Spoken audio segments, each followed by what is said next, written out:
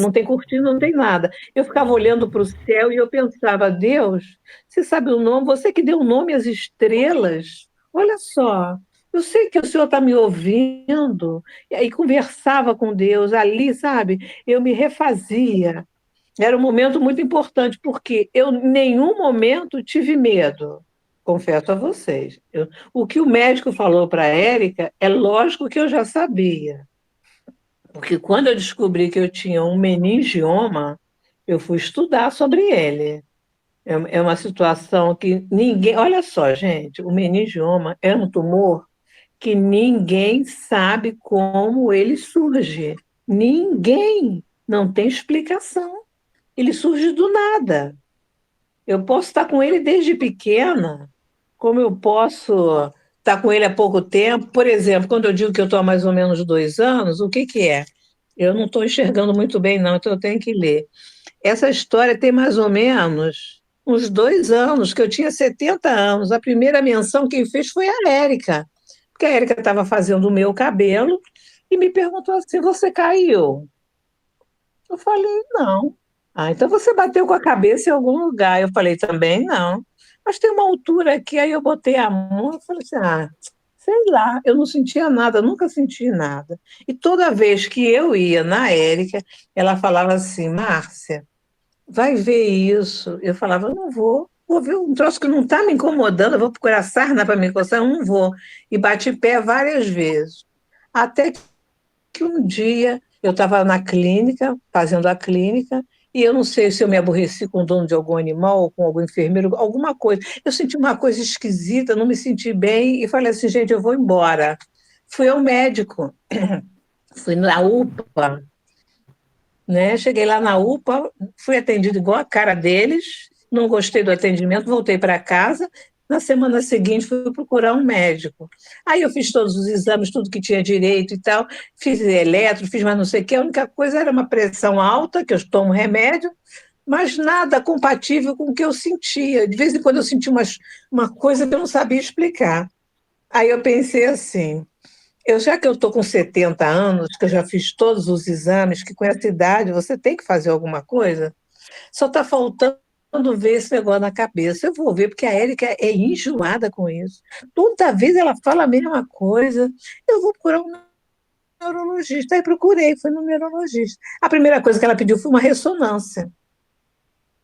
Eu fiz a ressonância, nunca tinha feito, uma coisa horrorosa, quando é de cabeça, é bem desagradável mesmo. Tomei contraste, perguntaram, você é alérgica ou não? Nem sei se eu era ou se eu não era, eu já estava ali mesmo, mas vamos em frente. Quando veio o resultado, levei para ela. Eu olhei o resultado, eu não sou neurologista, não entendi nada. Não entendi aquilo. Levei para ela. Quando eu levei para ela, a Érica foi comigo. Porque a Érica é dessa, gente. Se ela for com você ao médico, não adianta tu esconder nada, porque a bichinha vai atrás assim, dá licença. Aí pergunta tudo que ela quer perguntar para a médica, fala o que você está fazendo de errado, ela toma conta direitinho. Aí ela foi comigo e a médica falou: você tem que procurar um neurocirurgião. E explicou, né, que aquilo era. Falou mais ou menos, não deu muita. Falou que procurava um neurocirurgião, que era a única forma e tal. Aí eu vi o que eu tinha, eu fui estudar sobre o meningioma.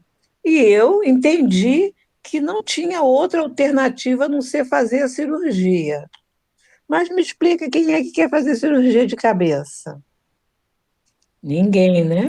Mas aí eu procurei um grande amigo que eu tenho, um grande médico, diretor de hospital, isso, aquilo, outro, e imediatamente ele conseguiu para mim um hospital com um neurocirurgião amigo dele, conseguiu tudo para mim. E eu fui nessa consulta, por acaso na consulta eram 4 médicos. E eles começaram a me perguntar: a senhora, as coisas caem da sua mão, a senhora treme? Aí eu falei: não. A senhora já teve convulsão? Eu falei: não. A senhora isso? Eu falei: nossa, gente, eu vou acabar dizendo que eu tenho, porque vocês estão me forçando. Eu não tenho nada disso. Eles ficaram me olhando, sim, sabe, intrigados, e realmente eu nunca senti nada. Aí começou a saga de exames, mas muitos. gente, muito exame. Tomografia só de cabeça e de corpo inteiro, raio-x de tórax para ver se tinha. Consegui fazer tudo. E levar para o médico. E levar para o médico. Mas aí Deus me mostrou, porque eu não vou me estender muito. Deus me mostrou que aquele médico não seria o ideal, porque eu, quando estava com risco cirúrgico na mão,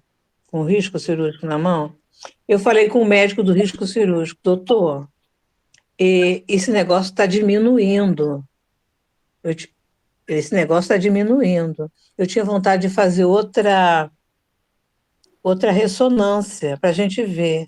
Aí ele falou assim, mas como é que eu vou pedir uma ressonância? Eu vou passar por cima do neurocirurgião.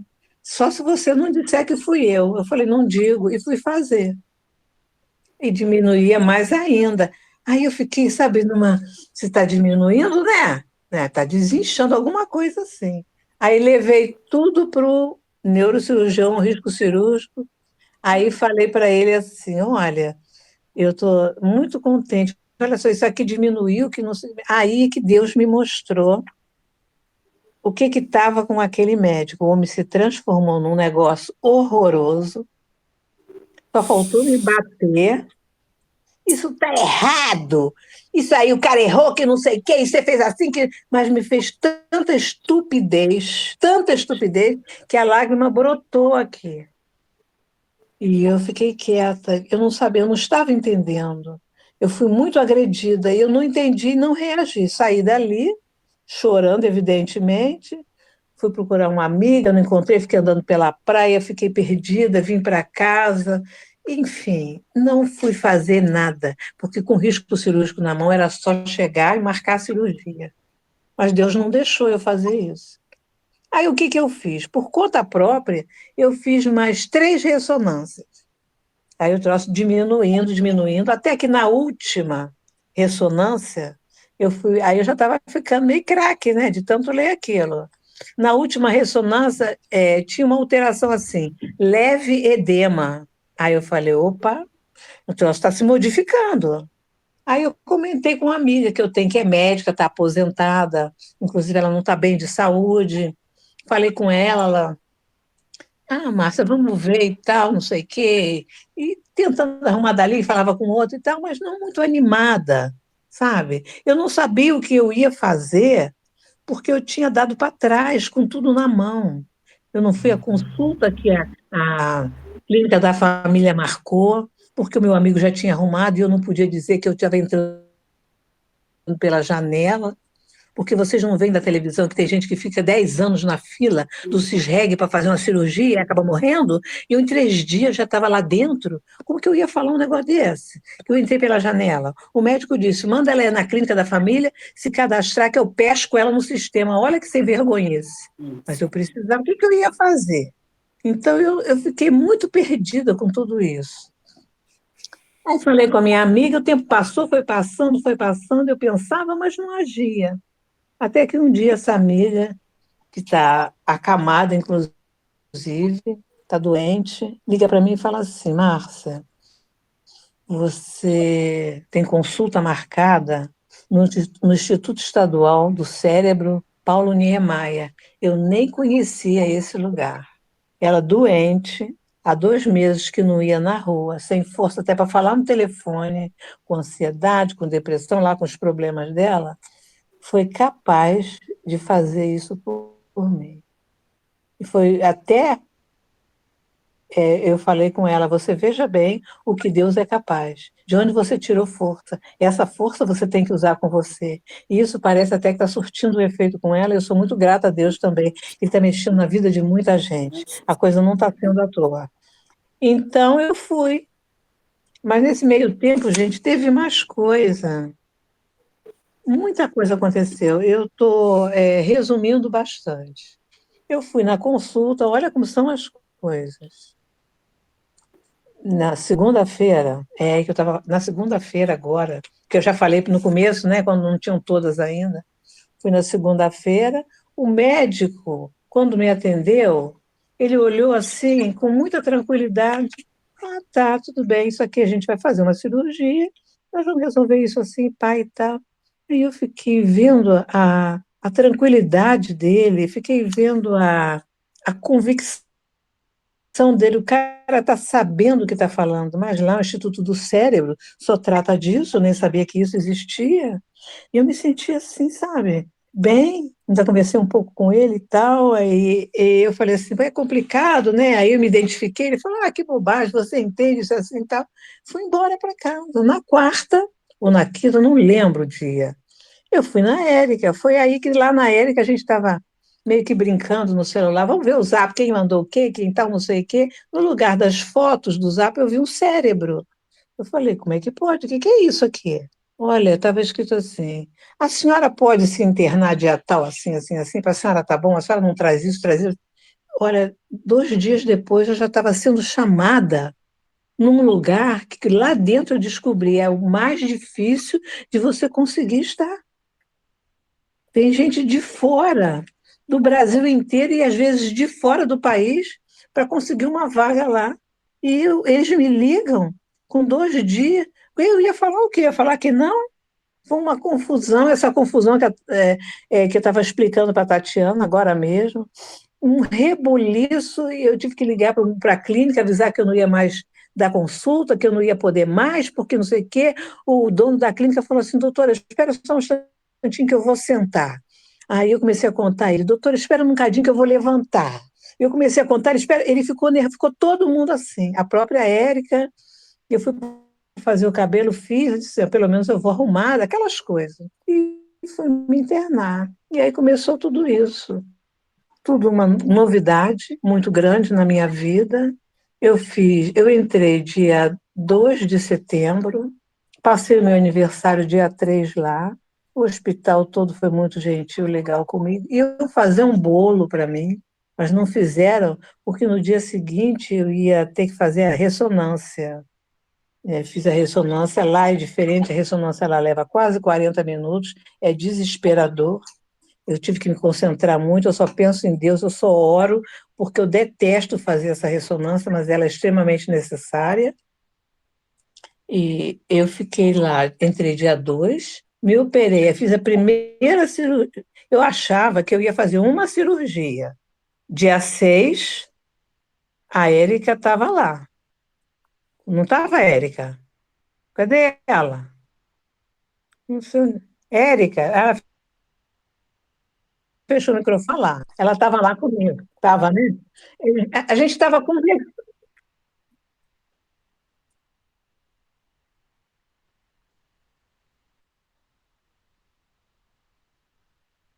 Não, não é isso que eu estou falando, não. Estou falando da primeira que ela estava lá conversando comigo, de repente vem um maqueiro, vem uma maca enorme. Eu tinha falado com ela, nossa, essa maca dá uma má impressão.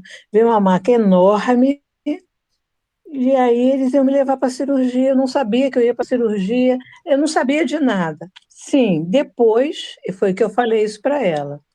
Acabou, graças a Deus acabou. Mas não, gente, porque o meu não, porque ele não é meu, e nem existe mais, e eu não quero saber de intimidade com tumor. Esse tumor era extracraniano, quer dizer, o crânio, ele estava do lado de fora, era a altura que a Érica sentia. Agora, olha só quando você não entende do riscado. Eu não disse que estava diminuindo? Por que ele estava diminuindo? Porque ele agrediu a caixa craniana, fez uma erosão, ele mexeu, rebentou tudo quanto foi osso que ele pôde e empurrou o cérebro. E ele estava crescendo para dentro, aí começou a inchar. O que que acontece? Eu tenho 72 anos. Com essa idade, eu fiquei na cirurgia, acho que 4 horas e meia, foi o que a Erika me falou. Se eu ficasse mais tempo para mexer no que estava dentro, era perigoso por causa da idade, né? E aí eu fui entender depois que se eu deixasse para depois, eu achei que eles iam me mandar para casa, vão me mandar para casa. Mas não podiam, porque tinha um segundo procedimento. Eu falei, não acredito, tem um segundo procedimento. Aí eu fui entender o que estava acontecendo. E eu sabia de todas as coisas desagradáveis que poderiam acontecer comigo. Mas eu garanto a vocês que em nenhum momento eu tive medo, em nenhum momento eu chorei, nada disso, porque eu aprendi na palavra de Deus, eu aprendi ouvindo vocês falando aqui no grupo, que Deus ele é fiel, a palavra dele é uma só. Eu me lembrava de muita coisa, eu me lembrava de uma passagem que diz você tem que acredita em homens e não em cavalos. Eu me lembrei de Abednego, gente. Sadraque, Mesaque e Abednego, eles não foram colocados em uma fornalha porque não quiseram abaixar a cabeça para o rei? No dia seguinte, o rei foi lá na fornalha para ver os três torradinhos. Chegou lá, tinha um quarto homem, que era Jesus. Eu falei, peraí, o senhor vai entrar nessa fornalha comigo? Ué, porque só não é o mesmo Deus daquela época, de hoje vai ser de amanhã? Então eu creio nisso, Senhor. Então o senhor vai ser o quarto homem da fornalha. Eu tenho certeza que vai. Então eu não tenho por que ter medo. E eu olhava para aquele céu, aquilo ali ficou de propósito, para eu conversar com Deus, sabe? E sempre colocando tudo que eu aprendi, tudo que eu ouvi, tudo ali a postos, lembrando ao Senhor que eu tinha dito que a vontade dele seria a minha, que tudo que ele mandasse para a minha vida, eu ia receber sem reclamar, porque eu confio nele. E era a hora, eu sentia que Deus me botava à prova. E outra coisa, tinha outra alternativa? Não tinha, né? Não tinha outra alternativa, eu precisava enfrentar isso. Então, se eu creio, e é verdade, não, e não, eu fiquei me lembrando que Deus nunca me deixou só. Eu era filha única, gente. Meu pai se foi, minha mãe se foi, e eu estou aqui. Tive já uma experiência com Deus, com uma pessoa da minha família. Uma experiência há anos atrás que eu fui entender agora por que que eu tive aquela experiência. É porque Deus estava me dizendo: aconteça o que acontecer, eu estarei contigo. Porque eu tinha que a gente tem que abrir os ouvidos espirituais. Prestar muita atenção no que a gente sente, no que vem no coração, nas nossas atitudes, no que a gente vai falar. Isso é tudo muito importante. E eu me lembrei do momento que eu passei, um momento, não tinha, nunca tenho testemunha, sempre estou sozinha, eu e Deus. Eu falei assim, não, isso aí é para eu, sabe? É para eu agora me lembrar, reunir minha força e ficar firme, porque eu sei o Deus que eu sirvo. Eu sei, eu sempre soube. Vocês sabem que toda vez que a gente faz oração, essa coisa toda, vai agradecer a, B, até falei isso com a Érica, né, Érica? A, B, a C, a D. Eu vou orar para o fulano, para o Beltrano, para não sei o quê, eu não vou orar por ninguém, não, porque a gente já fez uma oração no grupo, a gente já colocou todo o nosso coração ali, Deus não é surdo, Ele está presente. Eu vou só agradecer, e eu agradeço sempre, muito antes de qualquer coisa acontecer. Por quê? Porque eu falo, porque eu enxergo, porque eu posso trabalhar, porque eu estou em pé, que eu tenho a idade que eu tenho, todo mundo pergunta: a senhora se aposentou, a senhora não trabalha mais, não. Eu falei: está pensando que eu estou fazendo crochê? É ruim. Não, estou trabalhando e quero trabalhar mais, sabe? E essa força toda não é porque eu sou guerreira, é porque Deus é comigo. Porque sozinha a gente não pode nada. Eu só passei tudo isso que eu passei porque Deus sempre esteve comigo. Somente isso, porque Ele sempre esteve comigo e porque eu acredito. Eu sempre acreditei muito em Deus. Muito, muito.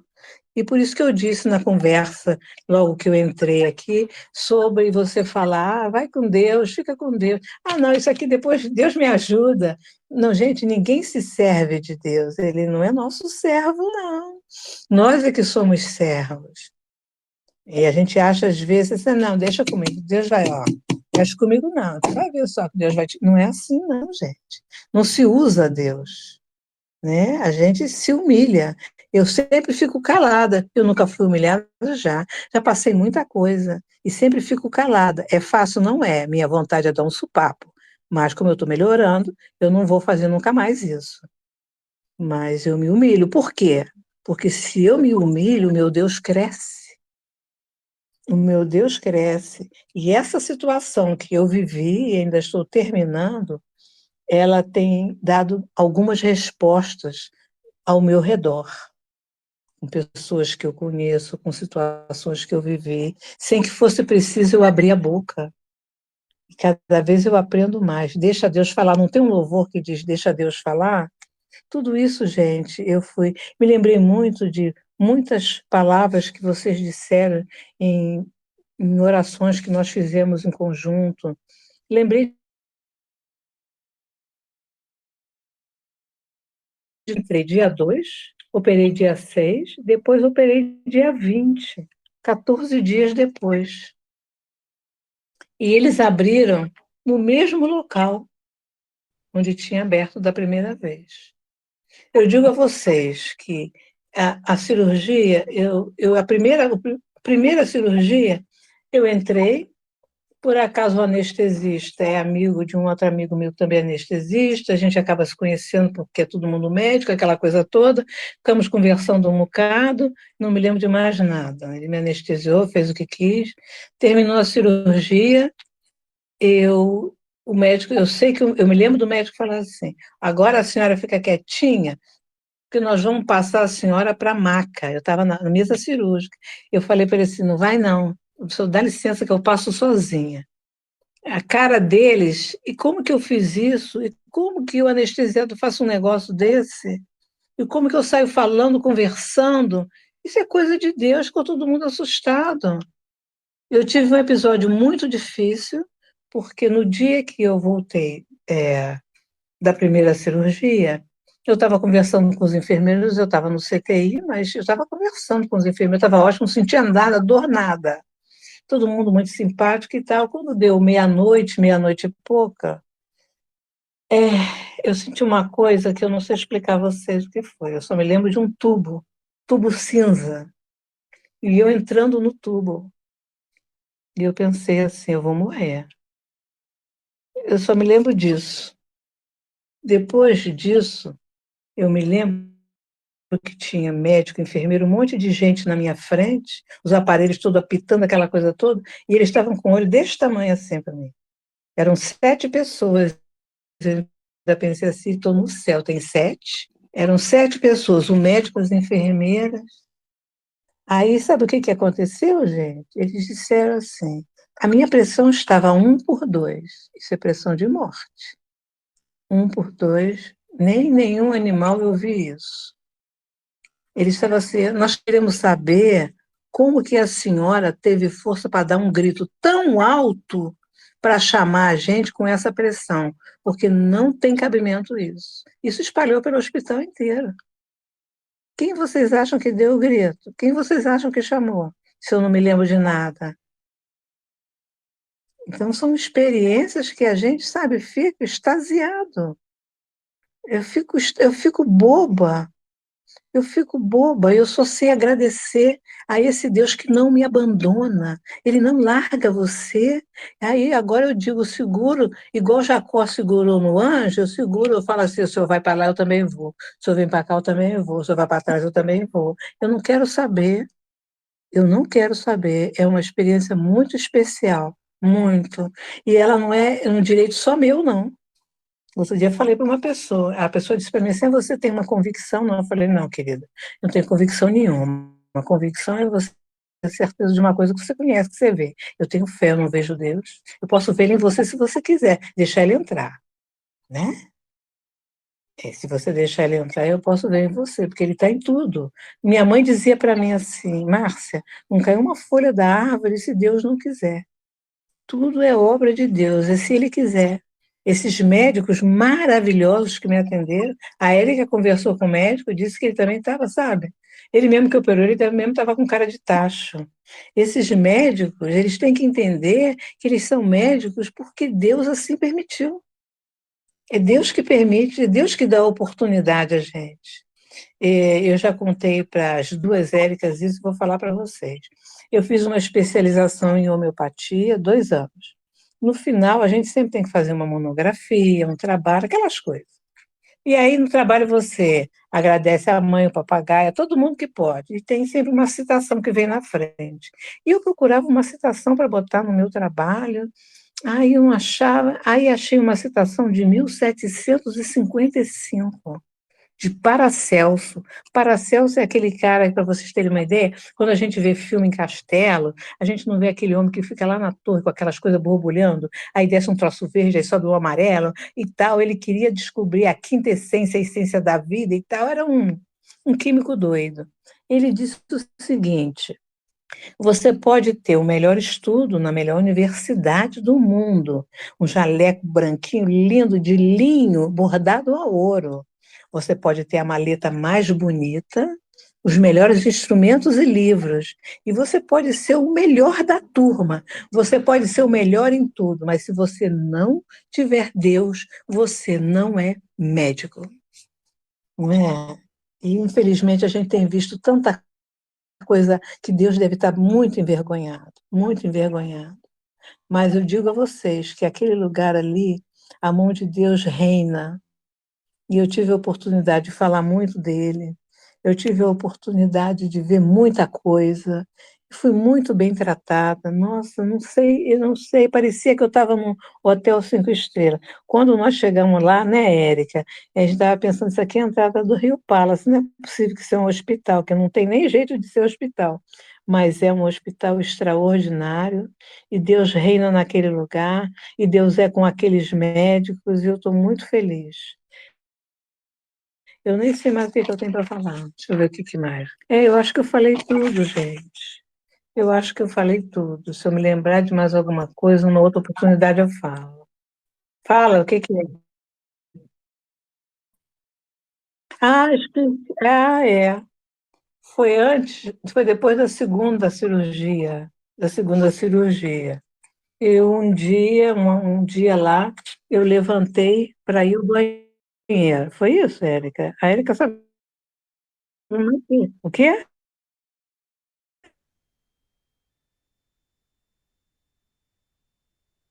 Ah, é. Tá vendo como ela sabe mais que eu? É isso mesmo. Eu já estava há algum tempo, porque teve um intervalo de 14 dias, né? Estava há algum tempo, estava tudo muito bem e tal, porque lá você tem que, não pode ir ao banheiro sozinha, dá um banho na cama, nossa, mãe do céu. O banho no leito, eu falei, gente, me larguem, põe a mão em mim, não. Olha que coisa horrível. Ai, você fica, é indigno esse raio desse banho no leito. Mas eu sei que um dia eu levantei de madrugada para ir ao banheiro.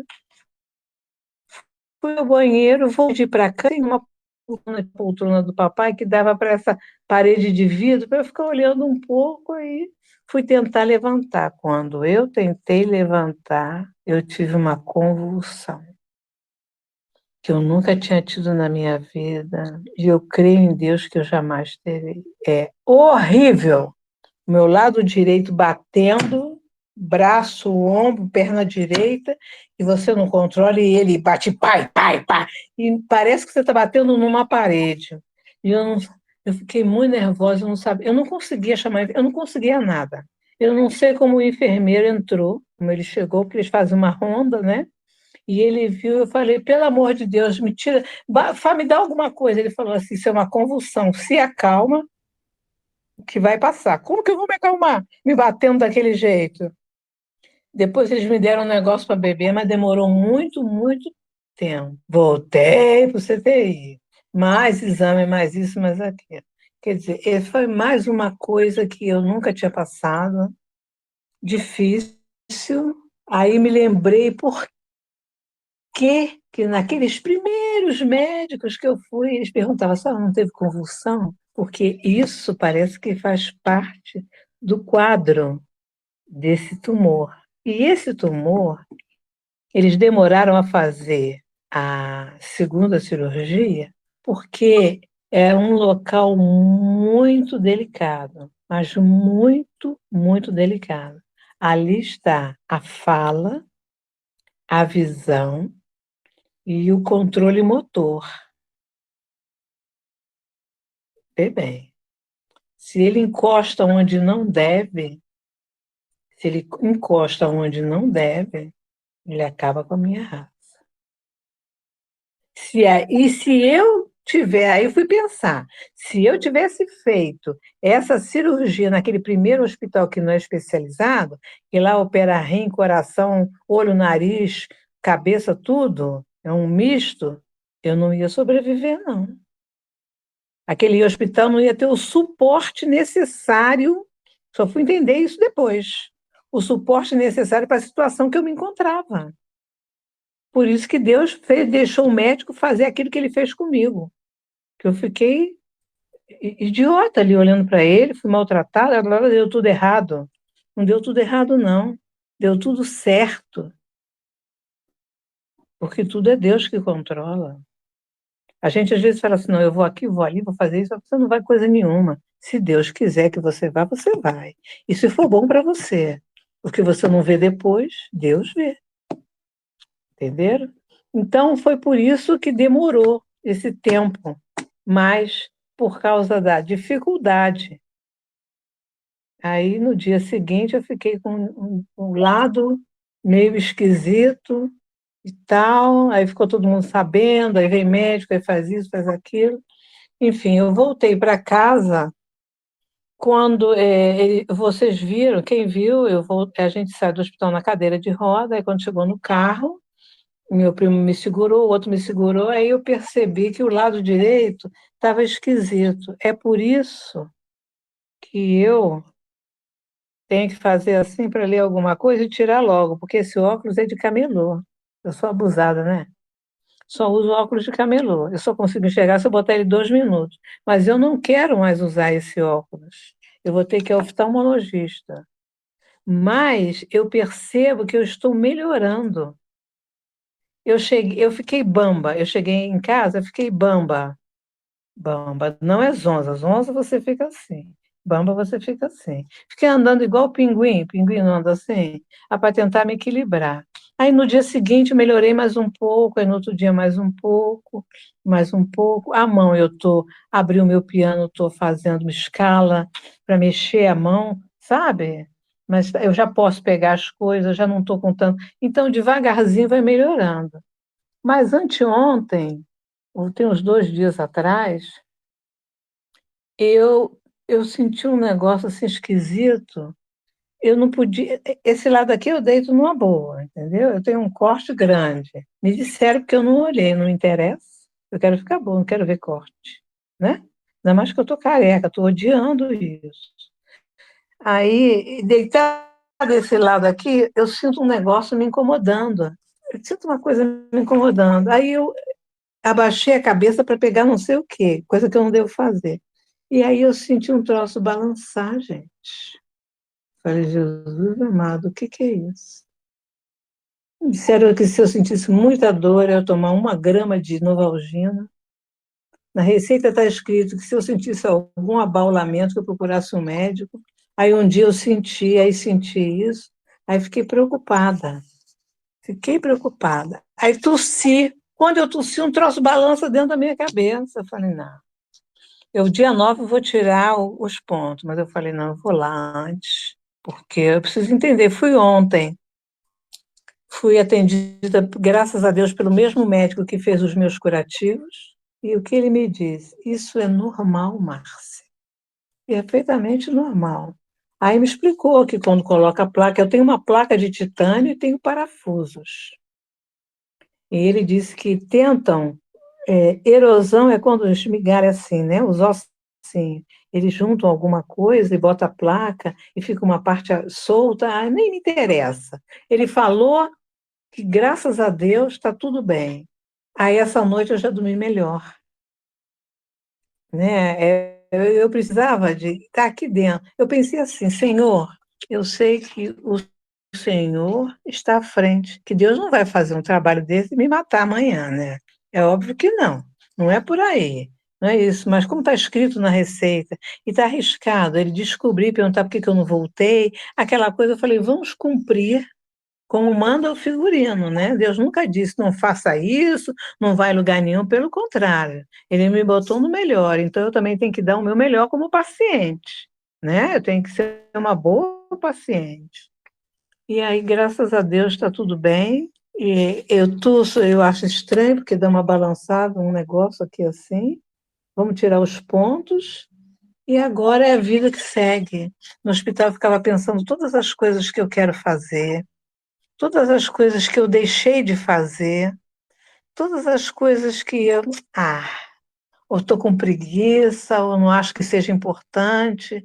Meu Deus, ele está me dando uma chance enorme de viver, uma chance enorme, e eu agarro com unhas e dentes.